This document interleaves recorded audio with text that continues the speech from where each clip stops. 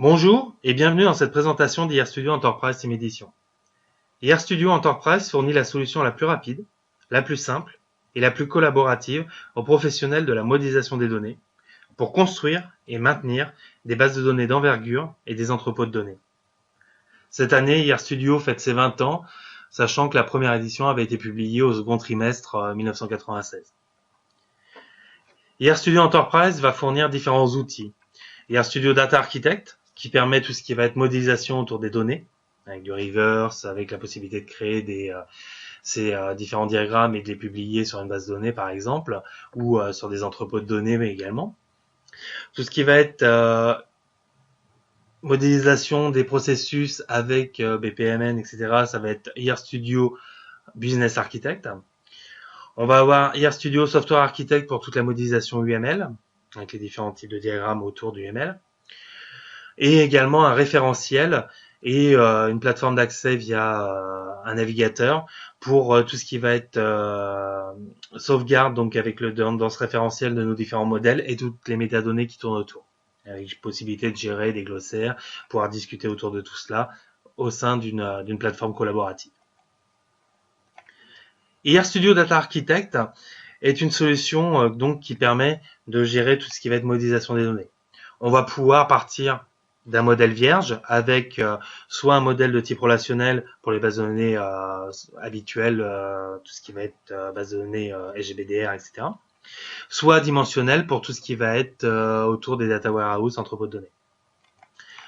Si on part d'un modèle vierge, bien sûr, on va pouvoir facilement créer ces entités, pouvoir à partir de là créer également des relations entre les différentes colonnes, etc., les différents attributs.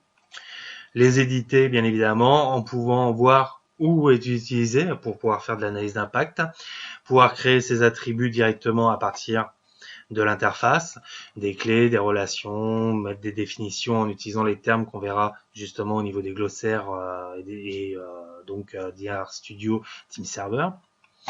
Et un certain nombre donc comme ça d'options directement accessibles à partir de là. On va également avoir par exemple tout ce qui va être convention de nommage pour par exemple mettre tiens je veux obligatoirement que mes noms de table soient en majuscules, que les colonnes, les clés primaires soient avec un préfixe de type PK underscore, etc., etc. Bien sûr, on a également la possibilité de se connecter sur l'existant. D'accord. Pour se connecter sur l'existant, même principe, je vais créer un nouveau modèle et cette fois-ci, je vais pouvoir par exemple faire du reverse à partir d'une base de données ou au contraire importer à partir de projets par exemple concurrents comme Airwin ou à partir de données externes avec bien évidemment le support de très nombreuses plateformes qu'on va retrouver à ce niveau-là et qui vont permettre donc de se connecter sur différents outils d'entrepôt de données, etc. par exemple. D'accord. Je parcours rapidement, vous pourrez mettre en pause la vidéo, n'hésitez pas. Là, on va aller faire tout simplement un reverse sur une base de données existante. Lorsqu'on veut se connecter sur une base de données, on peut se connecter soit en ODBC, soit avec des connexions natives, par exemple, ou en utilisant des sources de données qui ont été justement configurées dans Team Server, donc dans la partie collaboration au niveau de la solution. Et je peux me connecter comme ça sur en natif, hein, comme c'est spécifié là, sur donc différentes plateformes. Pour la démonstration, je vais me connecter tout simplement sur une base Oracle.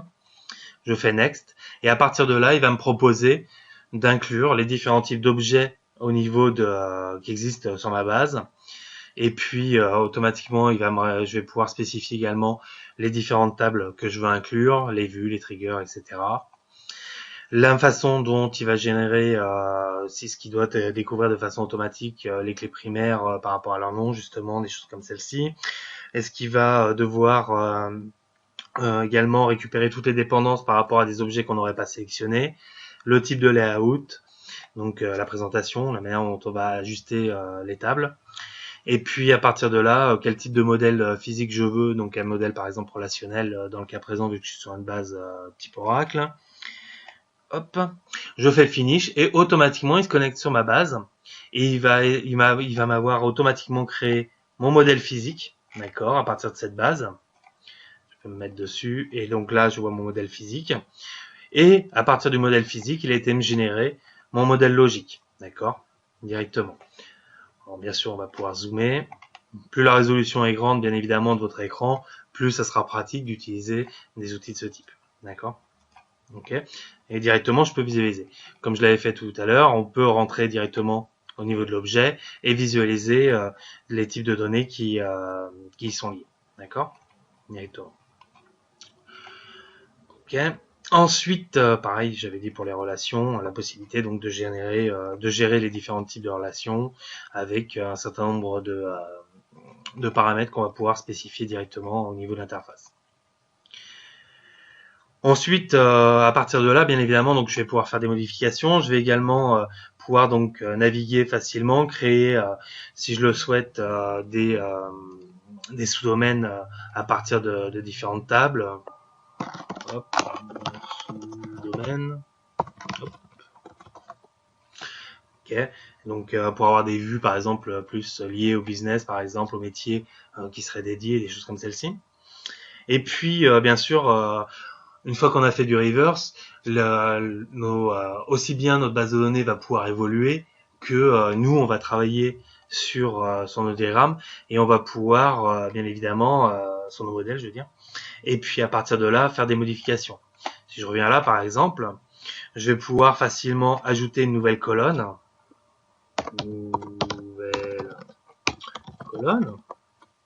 Qui va être de type, par exemple, varchar 10, parfait. Ok. Comme je disais, plus c'est grand, mieux c'est. Là, voilà, je fais OK. Et on retrouve ma nouvelle colonne qui est là. Mais au même titre, comme je disais, je peux bien évidemment faire évoluer mon modèle. Alors, volontairement, je vais le faire sur la même table. Parce que qui peut le plus, peut le moins. Bien sûr, je pourrais travailler sur d'autres tables en parallèle. Et de la même façon, je vais aller ajouter une colonne. Ma colonne, d'accord, qui est de type numérique, par exemple. Parfait, hop, 4. Parfait, voilà. J'ajoute ma colonne. Hop, c'est fait, elle est déjà là. Et maintenant, je vais modifier ma table. Il me génère le script pour modifier ma table. Donc là, j'utilise DB Artisan. N'hésitez pas à aller voir. Il y a également une vidéo qui a été publiée en français sur DB Artisan. Donc j'ai ma colonne. Et si je reviens sur mon diagramme, là, j'ai une nouvelle colonne. D'accord? Et donc derrière, l'intérêt, ça va être de pouvoir facilement, en faisant simplement un clic droit, utiliser l'utilitaire de comparaison et de fusion. Il me prévient que c'est non modifiable. Et quand je compare et que quand je veux comparer, en fait, je vais pouvoir lui spécifier, je veux comparer mon modèle avec un autre modèle au sein de mon projet, ou au contraire avec un autre projet, où je peux, par exemple, avec le référentiel, ou je peux le faire, par exemple, avec ma base de données existante. Donc là, c'est ce que je vais faire. Je vais me reconnecter dessus directement. Je vais lui demander de spécifier un certain nombre d'options par rapport à cela. Je vais prendre les séquences, par exemple. Je vais prendre les colonnes, etc. Enfin, next. Et à partir de là, il va me montrer dans mon modèle les tables qui existent, dans la base cible. Alors bien sûr, j'aurais pu créer des nouvelles tables, hein, et il va pouvoir me montrer ça exactement pour tout ce qu'on a, tous les types d'objets. Donc je fais next. Automatiquement, donc il récupère le contenu des tables sur le serveur, et là il me montre les différences. Et on voit effectivement qu'il y a eu des différences sur la table client, avec cette fois-ci, alors je me suis raté, on voit qu'il n'y a que ma colonne, d'accord? Pourquoi il n'y a que ma colonne, pardon? Tout simplement parce que j'ai fait la modification, pour la 50 celle sera plus simple, j'ai fait ma modification au sein de mon modèle logique, et je n'ai pas affecté encore, mon modèle logique a été modifié, mais pas mon modèle physique. Donc je vais commencer tout simplement par faire une comparaison entre mes modèles au sein du projet. Next. Je vais comparer mon modèle principal avec hop, parce qu'elle évolue. Next. Et là, il me montre effectivement qu'il y a une nouvelle colonne qui est donc ma nouvelle colonne. Et je vais pouvoir aller spécifier soit au cas par cas, soit j'aurais pu le mettre pour tous, la modification à effectuer. Et donc je veux que mon modèle physique inclue ma nouvelle colonne. D'accord? Je fais finish. Et à partir de là, si je regarde dans le détail ma table client, mon entité client, pour mieux parler, ça va être donc ma nouvelle colonne a bien été inclue en type varchar 10. Maintenant, je vais refaire ce que je voulais faire au départ, à savoir comparer entre mon modèle physique et une base existante. Next. Je vais me loguer. Hop. On passe. Next, il se connecte. Hop, je fais les séquences. Il va les comparer. Et je retrouve cette fois-ci, normalement, au niveau de ma table client, deux modifications, une côté modèle, une côté base de données. Et je vais pouvoir lui dire, par exemple, cette modification, je veux l'intégrer dans ma base de données. Et je veux également que cette modification soit intégrée dans mon diagramme. D'accord ? Je vais faire Next. Il va me générer le script SQL pour la modification de ma base de données. J'en avais déjà créé et que j'ai pas changé de nom, il me dit que ça existe. Et là, il me propose tout simplement d'ouvrir mon éditeur pour aller modifier ma requête. Je l'avais déjà ouvert, donc du coup, il n'a pas rafraîchi. Recent file, je le rouvre et on retrouve effectivement la modification avec la nouvelle colonne et ma colonne, d'accord, directement, avec la copie des données que je vais pouvoir exécuter. Si j'exécute, hop, ma colonne, number, j'avais oublié de préciser la dimension, donc du coup il est pas content, mais c'est pas grave, on fait la modification, et automatiquement donc il a été effectué ma modification. Si je regarde, que je rafraîchis, effectivement j'ai bien ma table client qui est là, on voit qu'il y a la table temporaire également, et je retrouve bien mes deux colonnes, d'accord, celle que j'avais ajoutée dans des artisans et celle que j'ai ajoutée dans IR Studio. Je clique à côté, c'est pas grave, ça va censer. Donc pareil, si je regarde de plus près, on va zoomer. Hop. Je retrouve ma nouvelle colonne, ma colonne. Et comme tout à l'heure, vu que j'ai pas synchronisé encore avec mon modèle logique, alors ça c'est le clic que j'ai fait à côté, qui a lancé DB Channel Manager quand je me suis raté. Si je regarde donc à ce niveau-là, j'ai que toujours ma nouvelle colonne. Et si je compare une fois de plus entre deux diagrammes au sein de mon projet, hop, next.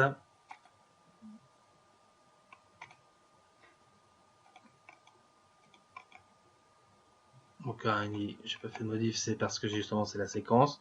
Et je vais aller ajouter à partir de mon modèle physique dans la vue logique ma colonne qui vient effectivement de ma base de données. Et cette fois-ci, si je retourne tout en haut sur mon modèle logique, je retrouve bien effectivement ma colonne qui a été également ajoutée. D'accord ? On va pouvoir normalement également. Donc on y est, hop. Ma colonne 6, c'est bon, numérique 4. Ok. Donc voilà pour la partie reverse et comment on va faire évoluer son modèle. Après, j'ai parlé d'un référentiel. Pour le référentiel, tout simplement, on va pouvoir gérer ce référentiel en gérant, donc, à partir de là, je vais pouvoir créer, alors le référentiel, donc c'est la partie Team Server. Sur ce référentiel, en fait, je peux me connecter et récupérer et créer, alors on peut se connecter, s'interfacer avec un LDAP, par exemple, et gérer des groupes et des utilisateurs, et pouvoir attribuer tout simplement des droits à chaque utilisateur au sein de mon LDAP pour est-ce qu'ils vont avoir le droit et donc par rapport à ces droits, donc gérer les utilisateurs ou les créer manuellement à partir de l'interface, gérer également des groupes et à chaque fois pour chaque groupe, je vais pouvoir spécifier tout simplement les droits qu'ils vont avoir au sein de mon projet, au sein de mes solutions directement, d'accord ? Et après affecter donc des utilisateurs avec des groupes et ensuite du coup donner mes droits sur mon référentiel. Une fois que ça a été fait, donc là je l'avais déjà fait en amont, je vais pouvoir par exemple me créer un nouveau projet. Hop, par exemple, et lui donner une description, etc., etc. Donc là, il le crée dans mon référentiel. Et après, mon modèle, je vais tout simplement pouvoir le sauvegarder. Et une fois que j'ai sauvegardé, je vais pouvoir ajouter ce diagramme à mon référentiel, de façon à ce que mes collègues, par exemple, puissent travailler avec. Et à partir de là, je vais pouvoir donc soit mettre un diagramme blanc vierge, soit je vais pouvoir mettre le diagramme actuellement ouvert. Game, etc. Je lui donne un certain nombre d'informations, je fais OK et automatiquement, il publie mon projet au sein du référentiel. c'est terminé. Et on voit qu'il y a des nouvelles icônes qui sont apparues à côté de chaque objet, et c'est tout simplement la possibilité derrière de pouvoir faire des check-in, check-out, c'est-à-dire de pouvoir récupérer l'objet pour pouvoir faire des modifications dessus, pour être sûr par exemple qu'un collègue va pas travailler dessus. Et donc moi je vais pouvoir mettre un verrou, et ou sinon si on est deux à travailler dessus, de la même façon on fera une comparaison, une fusion au niveau des différentes modifications qui a été faites entre justement Team Server, donc la partie référentielle, d'accord, sur le référentiel, et ma version à moi. Okay. Une fois que ça a été mis sur ce référentiel, on va pouvoir y accéder soit derrière, de la même façon, en récupérant un projet directement à partir de là, soit hop, ici, donc je peux ajouter des diagrammes, etc. Ou je peux récupérer donc un projet et ou des diagrammes à partir de mon référentiel. Et je vais également donc pouvoir y accéder à partir d'une interface web. Cette interface web, comme je l'ai montré tout à l'heure, il y a différents utilisateurs qui existent. À partir de là, je vais les utiliser pour me loguer, pour me connecter. Et lorsque je suis connecté, je vais avoir une interface qui m'explique ce que je peux faire avec des explications, des vidéos, etc. Et puis je vais avoir la possibilité de pouvoir facilement visualiser mes projets directement à partir de là. Et je vois que par exemple là j'ai bien un diagramme, mais je l'ai pas encore au niveau de mon dernier projet à ajouter. Les administrateurs en fait, alors, on va pouvoir définir à intervalles réguliers, tout simplement. Quand est-ce que les diagrammes vont se mettre à jour pour être disponibles au niveau des différents utilisateurs, ou le faire manuellement. Et par exemple, mon GimDB, je vais pouvoir le publier directement à partir de l'interface. Je le publie. C'est planifié. Refresh. C'est terminé vu qu'il n'était pas très gros. Hein. Hop. Je vais me reconnecter avec mon propre user. Et si on regarde de plus près, au niveau de EarTools, je vais retrouver cette fois-ci mon projet GIM. Alors on voit que je l'ai mal associé, j'ai oublié de l'associer en fait quand je l'ai publié, donc du coup il n'est pas associé, on pourra faire la modification après. Et à partir de là, je vais pouvoir voir mon diagramme, voir éventuellement mon modèle logique, mon modèle physique, et à chaque fois, bien sûr, je peux naviguer et visualiser l'ensemble des objets qui vont être inclus avec les définitions, etc. Ok, directement. Si je reviens, alors pareil, je vais pouvoir chercher par exemple ma table client. Hop. Je fais une recherche et je vais retrouver ma table client directement, aussi bien au niveau de la vue logique que de la vue physique, avec la possibilité bien sûr de naviguer directement à partir de là. Ok. Avec les sous-modèles visuellement là, avec la possibilité à tout moment également donc de visualiser le diagramme graphiquement, et puis de pouvoir, pareil, via un double-clic, facilement naviguer. D'accord. Je vais aller sur un autre, histoire de montrer que ça navigue bien, et je suis bien sur la table broker, etc. D'accord. Donc, à partir de là, moi, je peux, par exemple, en tant qu'utilisateur, demander à suivre les évolutions, les commentaires qu'il pourrait y avoir sur cette entité-là. Et tous les utilisateurs en fait existants dans mon interface vont pouvoir dialoguer autour de ce qui existe, des objets, pouvoir mettre des commentaires pour pouvoir facilement tout simplement dire tiens moi j'aurais besoin d'une colonne supplémentaire, j'aurais besoin de ceci, etc. Et donc naviguer, dialoguer facilement. On a également la possibilité de créer des termes et des termes qui vont être inclus dans des glossaires. D'accord. Et par rapport à ces termes et ces glossaires, la possibilité de la même façon de pouvoir facilement dialoguer par rapport à ces termes-là et pouvoir gérer, suivre les termes qui ont été créés. D'accord. Donc voilà, on va dire une présentation assez rapide de la partie Team Server, et donc bien évidemment la possibilité donc pour des différents utilisateurs de pouvoir facilement voir les diagrammes, naviguer, donc avoir tout facilement une source de documentation existante par rapport à cela.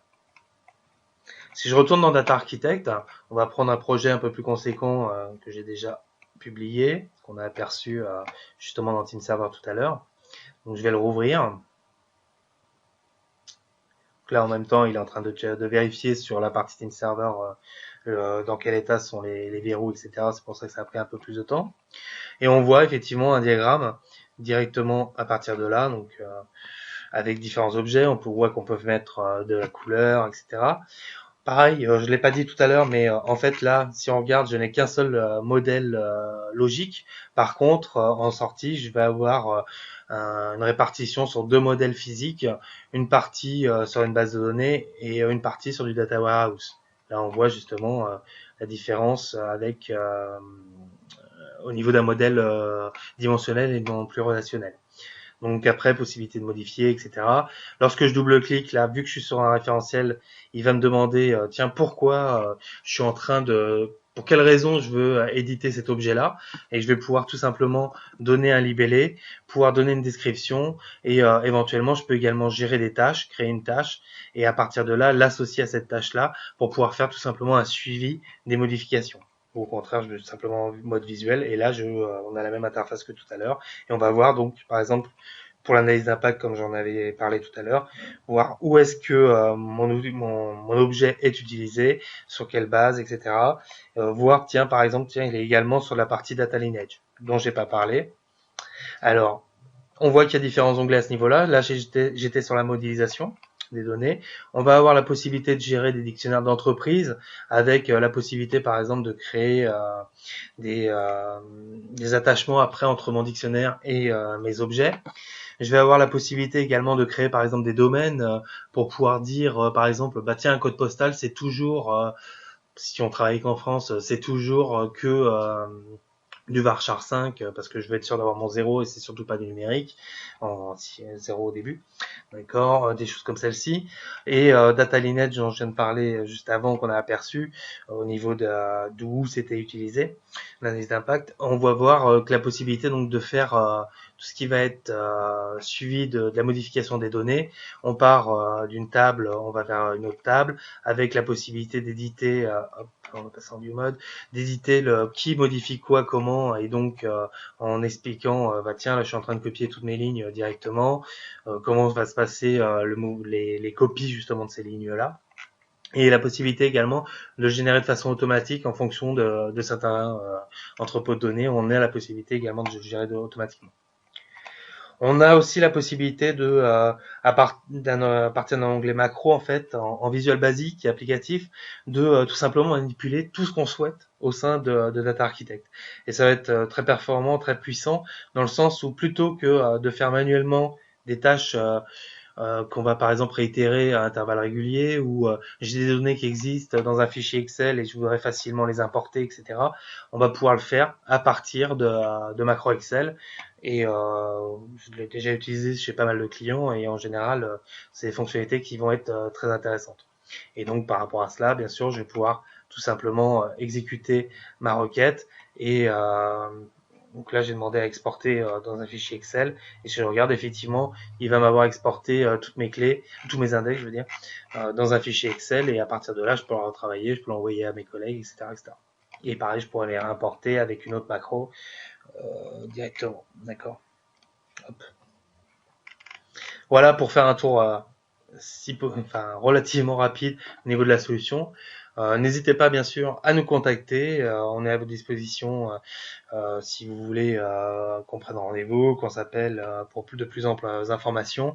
Et de la même façon, sur la partie sur notre site web, au niveau d'IDERA sur la partie product, design et architecture, on va retrouver aussi bien Data Architect que RStudio Enterprise Team Edition.